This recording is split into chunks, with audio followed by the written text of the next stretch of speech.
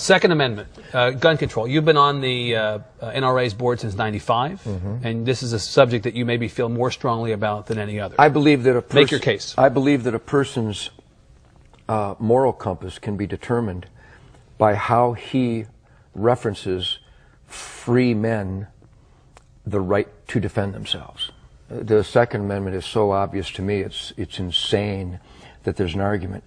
God gave, let's pretend there is no document. Let's pretend brave families didn't leave the tyrants and the slave drivers of Europe so that they could practice the religion of their choice, so that they could speak out without being murdered, that they could produce wool without the king's men coming and taking it from them every season of harvest. Let's pretend none of that happened. Let's just pretend this guy named Ted Nugent parachuted onto Earth and woke up one morning and saw these wonderful resources and had dreams of excellence and being the best that I could be.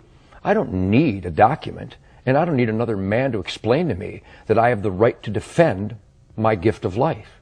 And that there is an argument in America from Hillary Clinton, from Barbara Boxer, Dianne Feinstein, from a whole gaggle of numbnuts who would try to tell me they will dictate where, how, and if I can defend myself. I find that preposterous. I find it unacceptable, and I will not accept it. I am a free man. Don't tread on me. A good, law-abiding citizen, not convicted of a felon. The Second Amendment of our Bill of Rights is my concealed weapons permit. Period. That's it? That's it. So no limitations of any kind that you can see? None. That's it. The limitation should be, instead of arresting people for molesting children 24 times, I would rather the dad walked into the room, found a person molesting that child, and blew his brains out.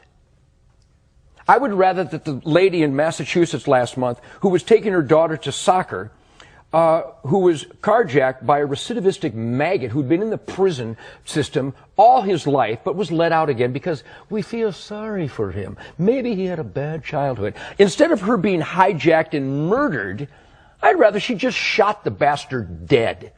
But in Massachusetts, somebody decided she can't do that. So she's dead. I would rather she was alive and the carjacker was dead. I'm weird. I would rather that the guy who beat this lady to within an inch of her life in Waco, on parole was he, phenomenal, and beat her to within an inch of her life in front of her grandchildren with a whiskey bottle. I would rather she fell to the ground, pulled out a .38, and shot him 6 times in the chest and killed him. Am I weird? Because the guy is going to get out again. I don't like repeat offenders. I like dead offenders.